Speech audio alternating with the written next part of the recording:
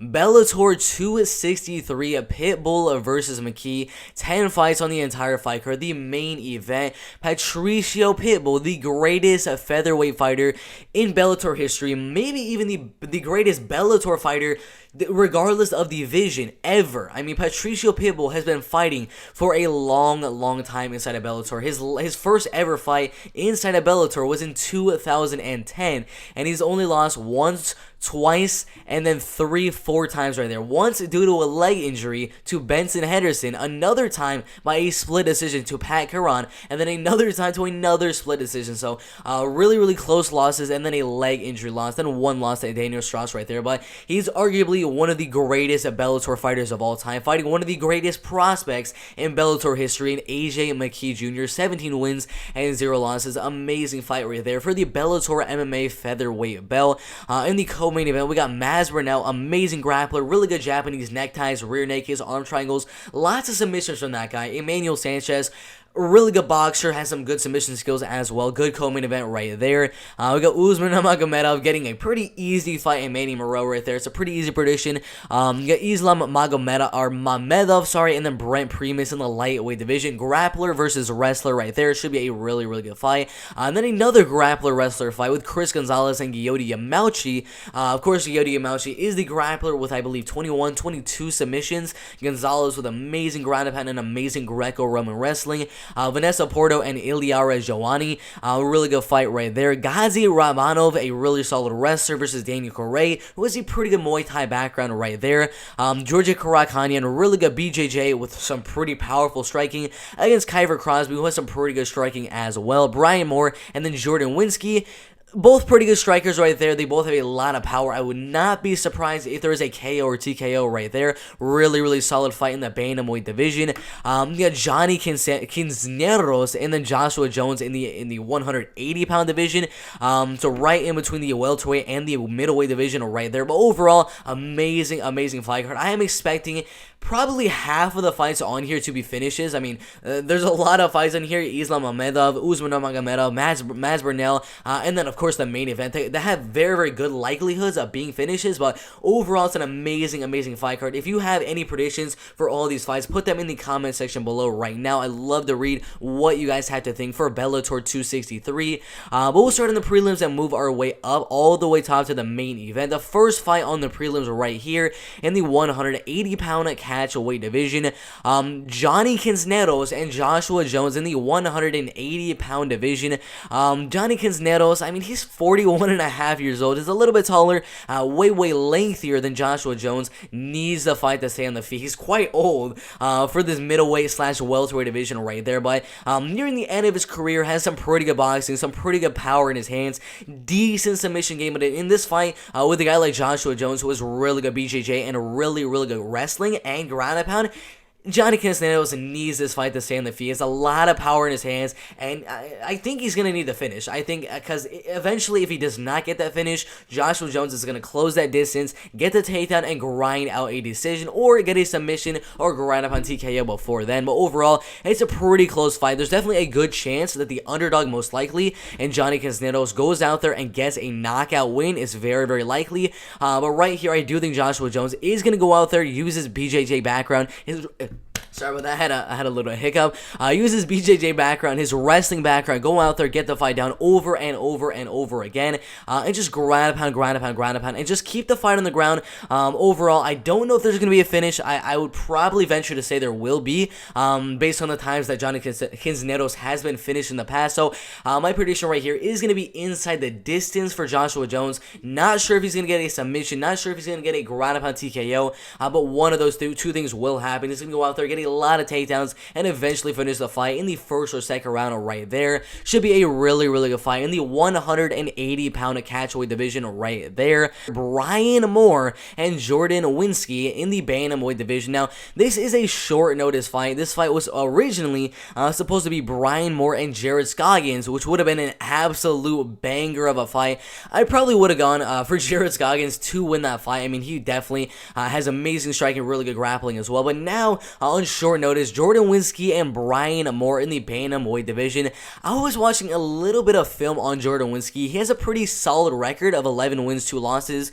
He's known more for his power and his striking than anything. He has some really good right hands, a really good left cross as well. If he's gonna want to win this fight, he's probably gonna need a knockout. But I'm not too sure why they have him as a favorite right here, 71% to 29%, mainly just because of that record. A lot of people on these Tapology predictions go out there, look at 11-2 and look at a 13-7 record, and they're like, all right, the better record guy is gonna win. He's younger, he has the reach advantage, the height advantage, he's gonna win the fight. That's not necessarily the case, because Brian Moore has fought some killers inside of Bellator, fought AJ McKee Jr., Daniel Weichel, and put on really, really good fights. I mean, against AJ McKee Jr., the striking was quite even, to be honest. He landed a lot of good shots in that fight, closed the distance very, very well, and landed some really, really good hard shots on AJ McKee Jr. in that fight. He is really good at closing the distance, getting your back to the cage, and just throwing combinations. That's why most likely this fight is probably going to be a knockout in the first or second round,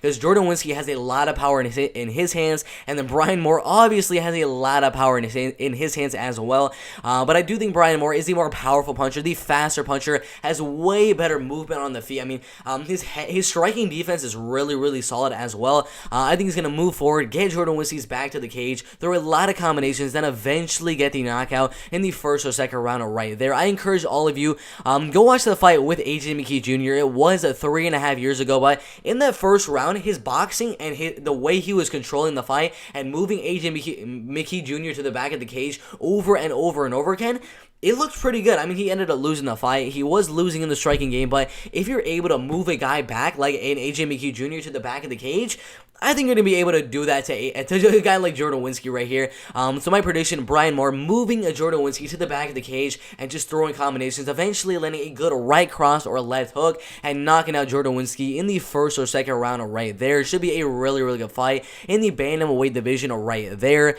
Georgi Karakhanyan and Kiefer Crosby in the lightweight division. Now, Kiefer Crosby did not look too good in this last fight. He fought Charlie Leary, and he looked good at the beginning, landed a lot of good shots, stumbled Charlie Leary earlier on in the fight, but later on in the last half of that first round, he got beat up pretty bad, got cut open, and the fight did get stopped by a doctor stoppage, but he was definitely losing that fight. And at the end of that first round, he has some pretty good striking, but his cardio is a little bit iffy. Georgi Karakhanyan is going to have the BJJ advantage, the wrestling advantage as well. Of course, having a lot of submission wins right there. 15 submissions, 7 knockout wins, and 8 decision wins right there. So if Georgi Karakhanyan wants to go out there, use that BJJ, use that wrestling, he definitely can do so. But even in the striking game, to be quite honest, I do think he's going to have that cardio advantage to go into the second and third round, and to be honest, he's going to have the speed advantage. Kiefer Crosby is pretty powerful, but I haven't really seen him fight any legit competition. You look right here, 0-1, 0-1, 0-1. Josh Plant right here, who is 2-5-ish, not a good record. Orlando D'Ambrosio, 7-5 right there. Ok Taiwan Olenjishag, 3 wins, 4 losses, and 1 draw. Hugo Pajeda right there, 4 wins and 3 losses. We go Lami Furtado right here, 6 wins and 4 losses. So all the guys he's fighting and beating aren't really the best competition. This is definitely his biggest step up in competition. I do think Georgi Karakhanyan is going to beat him in the second and third round. In the striking, maybe I'll give the first round to Kiefer Crosby, just because he is a little bit of a better striker. But in the second and third round, when that cardio starts to kick in, I think he's going to be losing the fight on the feet and with a BJJ and grappling and wrestling advantage that Georgi Karakhanyan does have, and he could definitely use in the fight. I ultimately do think if the fight does go all the way, Georgi Karakhanyan will definitely win. I do think Kiefer Crosby is going to need a knockout, because the second and third round, I do think Georgi will end up winning. So it's going to be a good fight, Kiefer Crosby versus Georgi Karakhanyan. I am going to be going Georgi Karakhanyan. He's going to have the better striking in the second and third round.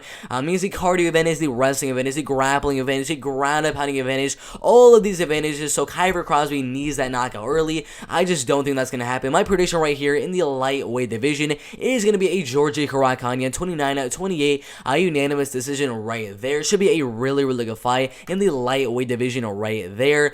Ghazi Rabadano versus Daniel Carey right there in the 150-pound catchweight division. Now, of course, we know Ghazi Rabadanov. I'm sorry, it's a weird name to pronounce that last name, but Ghazi Rabadanov. Obviously, we know he's gonna go out there, close that distance, get the fight in the clinch, and get the body lock and trip you down for the takedown over and over and over again. Just takedown after takedown after takedown, ground and pound, and look for the submission, look for the ground and pound TKO. That's what he's always done. Referee stoppage right there. Second round punches due to ground and pound, rear naked choke submission, ground and pound knockout win, rear naked. We obviously know exactly what he's gonna try to do. He is also gonna have the height advantage by 2 inches and the reach advantage by 5 inches right there. Has really good leg kicks, a really good jab at range as well. So in the fight, with the height and with that reach, it's gonna force a guy like Daniel Carey to close that distance and land his strikes that he wants to land, because he does have some pretty good Muay Thai as well. So he's gonna need to close that distance, and when that does happen, Ghazi Rabano is gonna go out there and just go down for the double leg, get on top of Daniel Carey, and implement his game plan of wrestling and grappling and ground and pounding for 3 straight rounds for that decision. So either way, if the fight does stay on the feet, I do think eventually Daniel Carey is gonna have to close that distance, and that is gonna force him to get really close, where Ghazi Rabanov is gonna go down for a takedown and control the fight on the ground. So either way, I think eventually, one way or another, Ghazi Rabadanov will get the fight to the ground, use his wrestling, use that grappling, and use his ground and pound to grind out a 30-27 decision right here. But the reason I probably wouldn't consider betting on the fight is Daniel Carey has been known to be a really good underdog. I mean, he fought Gaston Bolanos right there and beat him by a guillotine choke submission as a plus 700 humongous underdog. And then against Chris Lencioni, won that fight by a decision. And in that fight, 97% to 3% right there. So he has been known to be a really good underdog bet. But I don't know. I think the wrestling, the grappling of Ghazi Rabano is gonna be too dominant. I don't think Daniel Carey has the power to knock him out, with 0 of his wins coming by knockout, a couple of submission wins. But if he's gonna get a submission, it's definitely not gonna be against a guy like Ghazi Rabadanov, who is really good at wrestling and grappling. So I think the fight goes all the way. I think it's gonna be an absolute domination from Ghazi Rabadanov right there in the 150-pound division. 30-27, 30-27, and 30-27 on the judges' scorecards to a unanimous decision right there. Should be a really good fight in the 150-pound division right there. Vanessa Porto and Iliara Jawani in the flyweight division. Now, I did do a prediction for this fight, I believe 3 or 4 months ago. It wasn't too long ago. It was back in March or April of 2021. So a couple of months ago, this fight was set to happen. My prediction was to have Vanessa Porto win that fight. The reasoning behind that is because we already know exactly what she tries to do. 11 submission wins, 4 knockout wins, pretty much all by ground and pound TKO, and 7 decision wins. She likes to get you down and just grind you out for that decision. She is 37 years old, but that does not stop her. Once she gets you down, she's going to grind you, she's going to grind upon you, and she's going to look for that submission or ground upon TKO. Iliara Jawani, I said it before, I can't really find the most film on her.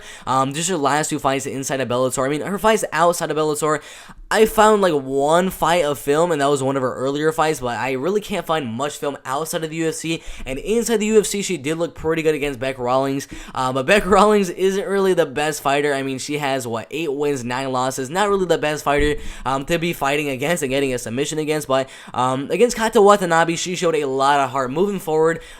She did get TKO'd in the 3rd round, but she did show a lot of heart in that fight right there. But overall, Vanessa Porto, I think is going to go out there, use the grappling, use that wrestling, and just grind out another decision. That's pretty much what she usually does in most of her fights. Get you down and grind you out for 3 straight rounds, unless she gets a submission before then, or gets a ground up on TKO. But I don't think we're going to see a finish right here. I think the fight will go all the way. Vanessa Porto with another grinding, ground up hunting, grappling unanimous decision right there. Should be a not so good, because I mean, Vanessa Porto is probably just going to be holding and just tapping Iliara Jawani for 3 straight rounds. But should be a decent fight in in the women's flyweight division, but definitely going Vanessa Porto to win that fight right there. Chris Gonzalez and Giyoto Yamauchi in the lightweight division. Now, classic wrestler versus grappler fight. So we know exactly what's going to happen. I do think Giyoto Yamauchi has the better striking than Chris Gonzalez. That is probably going to be the fact of the fight. But with the Greco-Roman wrestling of Chris Gonzalez, I mean, he's eventually gonna be able to close that distance, get Giyoto Yamauchi to the clinch, and take him down over and over and over again. On the feet, of course, Giyoto Yamauchi will have the advantage, and on the ground with the submission game, of course, Giyoto Yamauchi will have the advantage. 25 wins and 5 losses, a lot of submission wins. Look at right here, 20 submission wins, 1 knockout win right there, and then 4 decision wins. We know exactly what he's gonna try to do. Whether he gets a takedown on the Greco-Roman wrestler in Chris Gonzalez, I really don't think that's gonna happen. But if it does happen, he can definitely get a submission. And if he's on bottom, he definitely can threaten submissions because he is an amazing BJJ practitioner, only 28 and a half years old. On the bottom, he's just gonna keep on going for Kimura, not a rear naked from the bottom, triangles, arm bars, Kimuras, over and over and over again, eventually till he does get the submission or until the fight does end. So this is gonna be a very interesting fight. There's probably 2 outcomes of the fight. Either Giyoto Yamauchi gets taken down over and over again, and Chris Gonzalez gets a dominant decision win with all of his ground and pound and control time, or Chris Gonzalez gets the takedown on Giyoto Yamauchi, keeps on top, ground pounds a little bit, and then gets caught with an armbar, gets caught with a triangle, or something like that. And there might be even a third outcome to the fight, which would be Giyoto Yamauchi defending the takedowns. That is another possibility because he does have some pretty good takedown defense, but I don't know if that's going to happen with the Greco-Roman wrestler and Chris Gonzalez right there. But we shall see what's going to happen. Giyoto Yamauchi definitely does have the striking advantage, but it's a very interesting fight. I do think it is 50-50, 74% going Yamauchi right there, mainly by a submission, of course, and then 26% going Gonzalez right there. Very even fight. Very hard to pick a side because I do like Chris Gonzalez. I love his ground and pound, I love his wrestling, and I love Giyoto Yamauchi's grappling skills. It's a tough fight to gauge on who's going to win because it could just be a split second where Chris Gonzalez gets a little too comfortable on top and Giyoto just throws up a triangle and latches it in and wins the fight by a submission.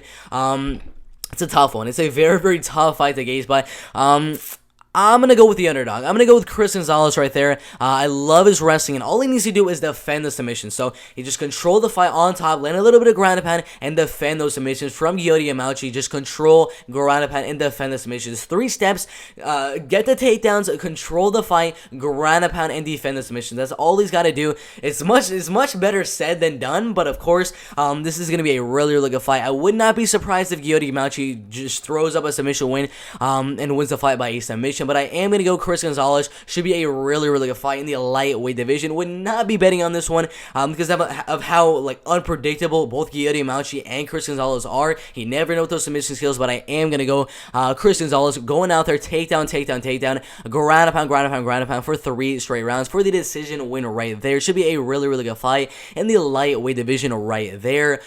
Islam Mamedov and Brent Primus in the lightweight division. Another fight that is sort of a wrestler in Islam Mamedov versus a grappler in Brent Primus right here. So this is another one, like the last fight with Giyoto Yamauchi and Chris Gonzalez. Giyoto had the striking advantage and the grappling advantage, but Chris Gonzalez had the wrestling advantage. Same thing here right in this fight. Islam Mamedov will have the wrestling advantage, but Brent Primus will have the kickboxing, the striking advantage, and will have the grappling advantage. So it's going to be a very interesting fight in this lightweight division. Of course, Islam Mamedov could go out there and just control the fight with his takedowns.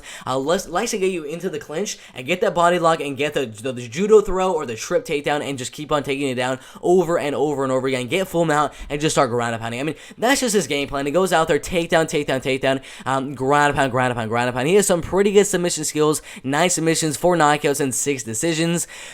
Do I think he's going to submit Brent Primus? No, I do not. It's going to be a very tough thing to submit Brent Primus. I mean, he's an amazing all-American. I mean, he's obviously not an all-American, but I guess all-American top team right there. But he has really good submission skills. 6 submissions, 2 knockout wins, and then 2 decision wins right there. So, would I want to get on the ground with a guy like Brent Primus? No, I would not, but Islam Mamedov is a little bit different because he does have some really good submission defense and has amazing wrestling and control control and ground and pound, which is going to be the main way he wins. Takedown, takedown, takedown, stay on top, defend the submissions, and ground and pound for that decision. Again, just like the Giyotti Yamauchi fight, if Brent Primus goes out there, gets on top of Islam Mamedov, I'm probably going to go Brent Primus to win the fight, but it's going to be a very, very hard thing fighting the Dagestani in Islam Mamedov, who has amazing, amazing wrestling. So it's another fight where it can definitely go either way. It's going to come down to a couple of key moments where Brent Primus throws up a submission. Will he get it? Will he not? It's kind of up for grabs right here. It's definitely another fight that is very, very 50-50. I don't think it should be 71%, 29%. It's a 50-50 fight in my opinion, because we never know with the submission game of Brent Primus. But I do think Islam Mamedov will go out there, control the fight on the ground with his wrestling and with that ground pound for 3 straight rounds. Maybe one of the rounds Brent Primus keeps the fight on the feet and just outstrikes Islam Mamedov, but overall, either way, I'm going to go Islam Mamedov with the wrestling and with that grappling, with the wrestling and with the ground pound, winning the fight by a 29-28 unanimous decision right there. Should be a really, really close fight in the lightweight division right there. Usman Nurmagomedov and Manny Moreau in the lightweight division. So yeah, what do you guys want me to say for this one? Usman Nurmagomedov, Manny Moreau. Usman Nurmagomedov, Manny Moreau. Come on, guys. It's a pretty easy prediction. Usman Nurmagomedov has the names of probably one of the greatest welterweights of all time and the greatest lightweights of all time in Kamaru Usman and Khabib Nurmagomedov right there. 12 wins and 0 losses. Absolute beast on the ground. Pretty good on the feet as well. Second round, a referee stoppage. First round, ground upon TKO. Second round, knockout win. First round, knockout. Second round, submission. I can go on and on. Most of his wins are by ground upon TKO or by submission. In his last fight, I mean, Mike Campbell, I don't know how he did not get finished in that fight, but now he's fighting another stepping stone to Manny Moreau, to be quite honest. Yeah, there is a chance Manny Moreau goes out there and gets a knockout. I mean, there's always a chance. It is MMA. There's always the chance, but Manny Moreau is not really the knockout type. Only 2 knockout wins, 2 submission wins, and 8 decision wins. So I don't really know if he's going to get the knockout here. His only knockout wins were against a 9-20 guy in Zach Kelly. And then one other knockout win, which I believe would probably be this one right there against Tyrone Page, who is 2-6. So his 2 knockout wins, not against the best competition. This fight with Usman Nurmagomedov, of course, the biggest step up in competition in his career so far. So what do you want me to say? It's Usman Nurmagomedov, and then it's Manny Moreau. I think Usman's going to go out there, control the fight on the ground, wrestle, grapple, ground pound, and win the fight inside the distance. Not too sure if it's going to be a submission win or if it's going to be a ground pound TKO win. But in the first or second round, I got Usman Nurmagomedov finishing the fight by a submission or by a ground pound TKO. Should be a pretty easy fight for Usman Nurmagomedov right there. I mean, come on. What do you want me to say? Come on, guys. Maz Burnell and Emmanuel Sanchez in the featherweight division. So, for this fight, Emmanuel Sanchez does have some very underrated grappling. He has a lot of submission wins, with 20 wins and 5 losses. Let's check right here. 8 submission wins, 1 knockout win, and 11 decision wins right there. But Maz Burnell, much better grappler. 27.5 years old, 15 wins and 3 losses. Out of all of his 15 wins, let's check it right here. 9 submission wins, 1 knockout win, and 5 decision wins right there. Out of those submissions, it is absolutely insane. I don't know how he does it. He's got a rear naked choke submission win, 2 Japanese neckties, another rear naked, another Japanese necktie, an armbar submission win, and then a Bravo choke and an Anaconda choke submission win. So he loves all of his different chokes, Anacondas, Bravo chokes, Japanese neckties, rear nakeds, all sorts of submission wins. This guy, I mean, his submission and grappling game is on another level, definitely on another level, even to Emmanuel Sanchez, who does have some pretty good grappling and wrestling skills, of course, but of course in this fight with a guy like Maz Burnell, no one wants to go to the ground with Maz Burnell, so Emmanuel Sanchez needs to defend those takedowns, keep the fight on the feet, and just strike with Maz Burnell right here. We saw the fight with Emmanuel Sanchez and Patricio Pitbull the first time right here, where it went the full 5 rounds. That fight was an absolute banger. He had a really good striking shown in the fight. He will have the striking advantage over Maz Burnell, but Maz Burnell will have the grappling and wrestling advantage. So it's another really tough fight to predict, because if Maz Burnell can get the fight down, I'm probably going to go him to win the fight by a dominant decision, or by a rear naked, Japanese necktie, Bravo choke, Anaconda, some sort of submission in the first or second, or a dominant decision. But if Emmanuel Sanchez can find a way to defend those takedowns, he can definitely win right here. That is why it's a very close fight, because will Emmanuel Sanchez defend the takedowns or will he not? We have no idea. It's a very, very close one. I would, yeah, it's another 50-50 one. Dang, it's a very tough one. I'm still going back and forth on it in my head, just because, I mean, 69% going Burnell, 31% going Sanchez. Dang, it's so tough, man. Ah, man. Emmanuel's going to have the striking, but Masvidal's going to have the grappling. I'm going to go Masvidal right here. Man, it's tough. I think he's going to close the distance, throw a lot of pressure on the feet, a lot of strikes, close the distance, get the fight in the clinch, get the takedown, and just control the fight on the ground. I don't think he's going to get a submission, because unless he's got the guillotine and the tightness of Patricio, I don't think he's going to get a submission on Emmanuel Sanchez. So I think the fight goes all the way. Super, super tough fight to predict, because we don't know if Emmanuel is going to defend the takedowns, but with the amount of times that Masvidal just keeps on going and going and going for those takedowns, eventually I do think he's going to land one of those takedowns, get the fight to the ground, and control it for the 3 straight rounds. Maybe I'll give one of the rounds to Emmanuel Sanchez. It's definitely going to be a really, really close fight. Will Emmanuel defend the takedowns, or will he not? We will see on Saturday, I believe. It's not a Friday fight card, but really, really solid fight.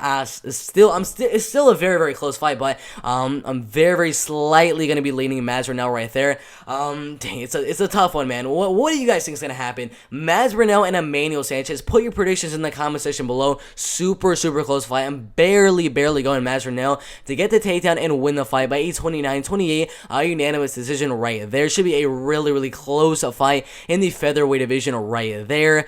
Patricio Pitbull and AJ McKee Jr. in the main event of Bellator 263 for the Bellator MMA featherweight belt. We got Patricio Pitbull, the greatest featherweight fighter in Bellator history, and arguably the greatest Bellator fighter regardless of division in Bellator history. I mean, the man is an absolute beast. 32 wins and 4 losses. He's beaten a lot of really good names. Emmanuel Sanchez, Pedro Carvalho, I'm sorry about that, Juan Archuleta, Michael Chandler, Emmanuel Sanchez again, Daniel Weichel, Daniel Strauss, Henry Corrales, Daniel Weichel again, Daniel Strauss again, Pat Caron, Diego Nunes right there, Daniel Strauss yet again, Wilson Hayes, Georgia Karakanyan. I mean, we can just keep on going all the way down the list. His only losses, split decision losses to Joe Warren and Pat Caron, and then a leg-breaking loss to Benson Henderson, and then one loss to Daniel Strauss that he did beat 2 other times right there. So Pedro Pitbull right here is by no means right here. Sorry about that. Is by any means the greatest fighter in Bellator history. I mean, he's beaten so many amazing fighters. 32 wins and 4 losses on an amazing win streak in this featherweight division. I mean, right now 1, 2, 3, 4, 5, 6, 7 wins in a row inside of this featherweight division. Absolutely insane. He is fighting AJ McKee Jr., who has 0 losses in this featherweight division. I mean, the man has been looking really, really good. First round, modified neck crank from guard. Say what? Triangle armbar submission win, first round knockout win in 8 seconds, anaconda choke submission win in the first round knockout win, third round rear naked, first round head kick. I mean, both of these guys right here are absolute beasts in this featherweight division. AJ McKee Jr. says he wants the featherweight belt, and he wants that lightweight belt. This is going to be the toughest task in AJ McKee Jr.'s career so far. I mean, the greatest fighter in Bellator history, in my opinion, in Patricio Pitbull. So, for this fight, what does Patricio Pitbull need to do? On the feet, he needs to keep his hands right here. Once AJ McKee Jr. goes for his body kicks, goes for his leg kicks, anything like that, close the distance and throws really, really fast hands. 1-2 with the right hand, right down the middle, and finish it off with a nice left hook and try to get that knockout. The main things he really does in his boxing is just that 1-2 with his straight right hand right down the middle, the 1 with the overhand right, and then the 1-2 with the left hook. That's the main things he does do on the feet with his striking, and sometimes he does use that striking to back you up to the cage and close the distance and get the takedown, control you there, wrestle and grab him for the win. That's why this is such an even fight, because AJ McKee Jr. is way taller by 4 inches, has a crazy 8-inch reach advantage over Patricio Pitbull, so he could go out there, keep range, jab, leg kick, body kick, spinning kick to the body, head kick over and over again, and just keep moving around the cage, stay away from that right hand of Patricio Pitbull, and just keep on winning on the feet at range against Patricio. But there is that right hand of Patricio. Again, if he does close the distance, we saw what he did against Pedro Carvalho. one punch from Patricio is going to put your lights out. And if Patricio gets you down, he has amazing submission defense, and it's gonna control you on the ground and just ground and pound. AJ McHugh Jr. does have amazing submissions from the bottom, getting that neck crank submission win on Darion, the triangle armbar submission win, the anacondas, the rear nakeds, all these submission wins on the ground. But I still think Patricio, if the fight does hit the mat, I think Patricio will be the one on top, ground and pounding AJ McHugh Jr., and he will win the fight on the ground. But on the feet, I do think that the advantage will go to AJ McHugh Jr. I think he has the height advantage, he has the reach advantage, and he could just jab, leg kick, body kick, and just keep on moving around the cage, staying away from that right hand, and staying away from the takedown of Patricio Pitbull. So, super close fight, Patricio Pitbull and AJ McHugh Jr. There's a couple of outcomes I would like to go over. The first outcome right there for Patricio Pitbull winning would be him closing that distance on AJ McHugh Jr., backing him up, and just throwing that jab to straight right hand, the jab to overhand right, the jab to straight, and then the left hook, and knocking out AJ McHugh Jr. Those are his three main combinations to knock out most of his opponents, so he could land one of those and knock out AJ McHugh Jr. That is the first outcome I do see for Patricio. The second outcome would be have AJ McHugh Jr. come to him and eventually explode with a double leg takedown, get that takedown, and control the fight on the ground, and make it more of a grinding, wrestling, and grappling, and ground and pounding decision. That's another outcome I do see for Patricio. There's only one outcome I do see from AJ McHugh Jr. because I really don't think he can control Patricio on the ground. They both have really good grappling and wrestling, but Patricio is much smaller, has better wrestling and better control. So on the ground, I don't think AJ McHugh Jr. will do very well. He needs the fight to stay on the feet, use that height, use that reach, keep range, jab, leg kick, body kick, everything like that, and win the fight by a decision, staying away from that right hand and staying away from the takedown of Patricio Pitbull. And just staying at range and winning the decision. That's the main way I see AJ winning. So again, the two main ways for Patricio: 1-2 right down the middle, knocking out AJ McHugh Jr. The 1-2 to left hook, knocking out AJ McHugh Jr. Or getting the takedown and grinding out AJ for the decision. Or we see AJ keep range, use that height, use that reach, jab, leg kick, everything like that, and win the decision. It's such a close fight in the featherweight division. I'm going very back and forth because I can definitely see both outcomes happening. I know a lot of you guys watching this live stream or video right now have Patricio Pitbull winning the fight. He's the greatest Bellator fighter of all time. Of course, he can definitely win right here, but I'm sorry, guys. I love Patricio. I hope he wins the fight. I've been watching him for quite a while. He is the greatest Bellator fighter in history, but gosh, I'm going to go with the underdog. I'm sorry, guys. I just don't hate me in the comments. I'm going to go with AJ McHugh Jr. He has a really good height advantage, a really good reach advantage as well. I can definitely see him going out there, keeping range, just using his kicks. The kicks are the main way he wins. Use a lot of movement, just stay away from the right hand, and just use those kicks at range, and keep doing it for 5 straight rounds for that decision. I think there will be rounds where Patricio does get the takedown, controls a little bit, and wins a couple of those rounds. I do think it's going to be 3-2 for Patricio or 3-2 for AJ McHugh Jr. Really close fight. I'm sad to say, I'm hoping, I'm praying that Patricio Pitbull goes out there and starches AJ McHugh Jr. because I love Patricio Pitbull. But I love the striking at range of AJ McHugh Jr. I think he's going to keep range, use that height, use that reach, and use his kicks to ultimately win the fight by a close of 48-47 decision right here. I'm sorry, guys. I know a lot of you are going to go Patricio, but my prediction right here is going to be the underdog, very slight underdog, in AJ McHugh Jr. going out there and winning the fight with the kickboxing at range. Should be an amazing fight. Super close fight. Absolute banger in the main event of Bellator 263 for the featherweight belt. But I am going to go AJ McHugh Jr. right there. Amazing fight, but that is my prediction for AJ McHugh Jr. and Patricio Pitbull right there. But yeah, guys, that was tough, man.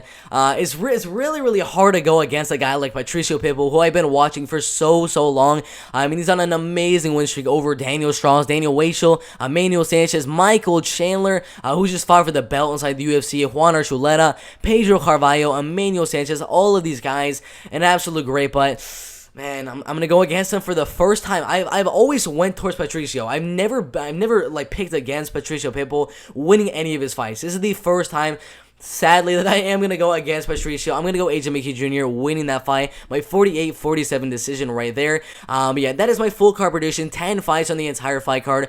I got, of course, AJ McKee Jr. winning a close 48-47 decision. I got Matt Renell winning his fight by a close 29-28 decision. Usman Nurmagomedov finishing the fight inside the distance by either ground pound TKO or by submission. Islam Mamedov winning his fight by a close decision. Chris Gonzalez winning his fight by a very close decision. Vanessa Porto winning by a grappling, and ground pounding decision. Gazi Rabadanov winning his fight by a decision. Georgia Karakhanyan winning his fight by a decision. Brian Moore winning his fight by a knockout in the first or second round right there. I can definitely see a decision right there, but I'm going to go a knockout win for Brian Moore right there. And then the first fight, I'm going to go Joshua Jones winning that fight right there. Overall, amazing fight card. Bellator 263. Who do you guys have in the main event? I mean, AJ McKee Jr. and Patricio Pitbull, the closest fight, in my opinion, for Patricio Pitbull to date. I mean, it's going to be an absolute banger. I cannot wait to see that main event. Who do you guys have in the co-main event? Matt Renell and Emmanuel Sanchez. Lots of really good fights, so put your predictions in the comment section below. I love to see what you guys think is going to happen, but that is my full card prediction. Like the video, subscribe to the channel, and everything like that, and we'll see you in the next video. Let's go.